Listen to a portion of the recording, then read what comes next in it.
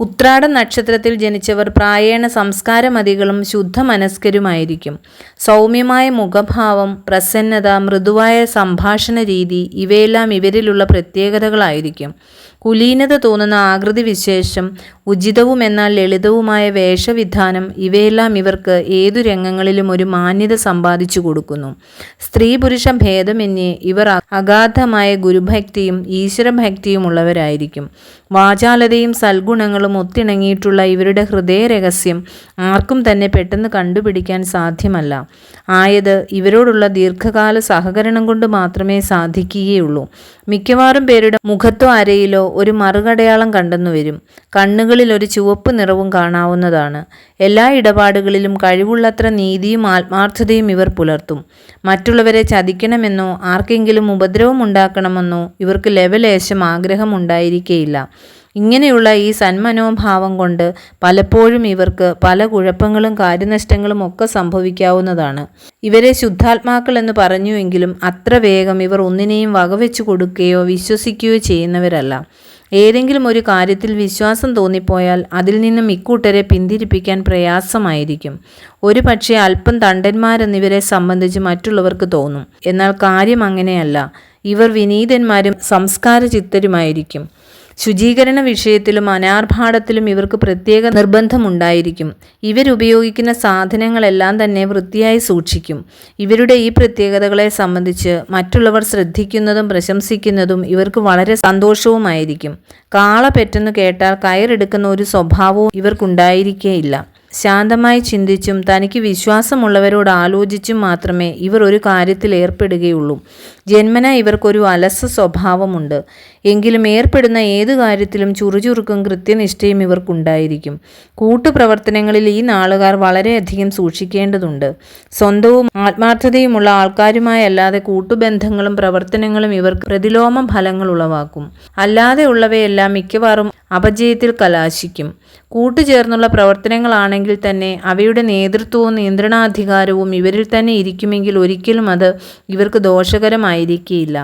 Ulcers, ഉദരരോഗം, രക്തവാതം, പീനസം മുതലായ രോഗങ്ങളെയാണ് ഇവർ ഭയപ്പെടേണ്ടത്. 28-31 വയസ്സുകൾക്കിടയിൽ ഇവർക്ക് കുടുംബസംബന്ധമായ ഏതെങ്കിലും പരിവർത്തനമുണ്ടാകും. എന്നാൽ 38 വയസ്സിന് മേലെ എല്ലാ രംഗങ്ങളിലും ഇവർ വിജയിക്കുകയും ചെയ്യും. ഉത്രാട നാളുകാർക്ക് സംതൃപ്തികരമായ ദാമ്പത്യ ജീവിതമായിരിക്കും ഉണ്ടാവുക. എന്നാൽ ഭാര്യമാരിൽ അധികം പേരുടെയും ക്ഷോഭമോ ഗർഭാശയ രോഗമോ ഇവരുടെ ഭാര്യമാരുടെ സ്വൈര ജീവിതത്തെ കെടുത്തിക്കൊണ്ടിരിക്കും. ഈ നക്ഷത്രക്കാർക്ക് സന്താനങ്ങളെ കൊണ്ട് ക്ലേശമുണ്ടാകാനും വിട്ടുമാറാത്ത മനപ്രയാസമുണ്ടാകാനും ഇടയാകും. ഈ നക്ഷത്രത്തിൽ ജനിച്ച സ്ത്രീകൾക്ക് പ്രത്യേകിച്ച് ചില ഫലങ്ങളെ പറയേണ്ടതുണ്ട്. സന്ദർഭമോ ആവശ്യമോ നോക്കാതെ ഇവർ എന്തും പറഞ്ഞു കളയും. ഒരുവിധ ശാഠ്യ ബുദ്ധികൾ. താൻ പിടിച്ച മുയലിന് കൊമ്പ് രണ്ടെന്ന പക്ഷക്കാരികളായിരിക്കും ഇവരിൽ അധികവും. ആഡംബരം ഭ്രമമോ ദുരാഗ്രഹമോ ഇവർക്കുണ്ടായിരിക്കേയില്ല. ഈ നക്ഷത്രത്തിന് പറയപ്പെട്ട തണ്ട് സ്ത്രീകളെ സംബന്ധിച്ചിടത്തോളം കൂടിയിരിക്കും.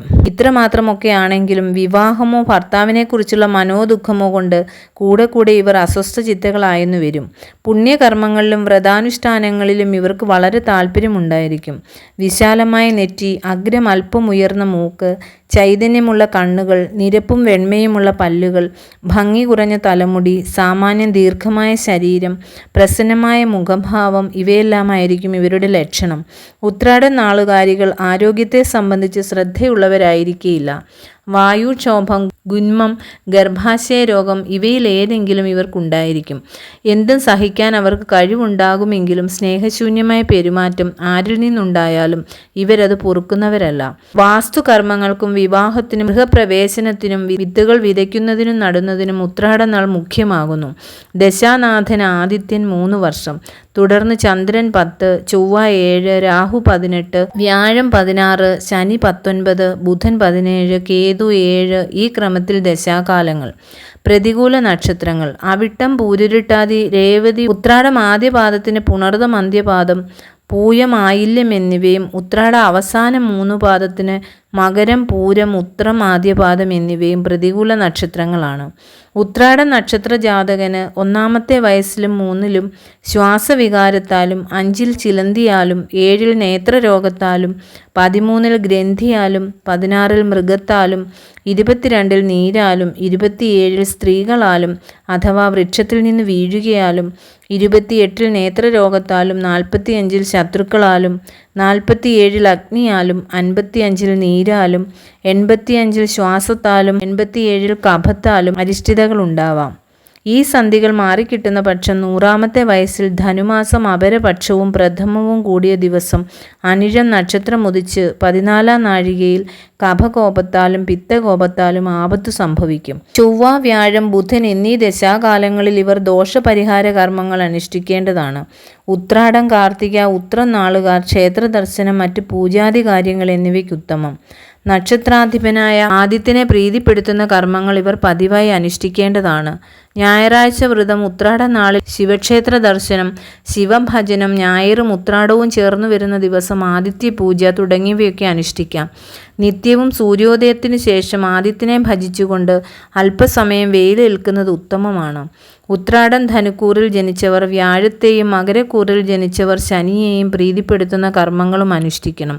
വ്യാഴപ്രീതിക്കായി വിഷ്ണു ക്ഷേത്ര ദർശനം, വിഷ്ണു സഹസ്രനാമജപം, വിഷ്ണു പൂജ തുടങ്ങിയവയും, ശനിപ്രീതിക്കായി ശനിയാഴ്ച വ്രതം, ശാസ്താക്ഷേത്ര ദർശനം, ശനീശ്വര പൂജ, അന്നദാനം തുടങ്ങിയവയും നടത്താം.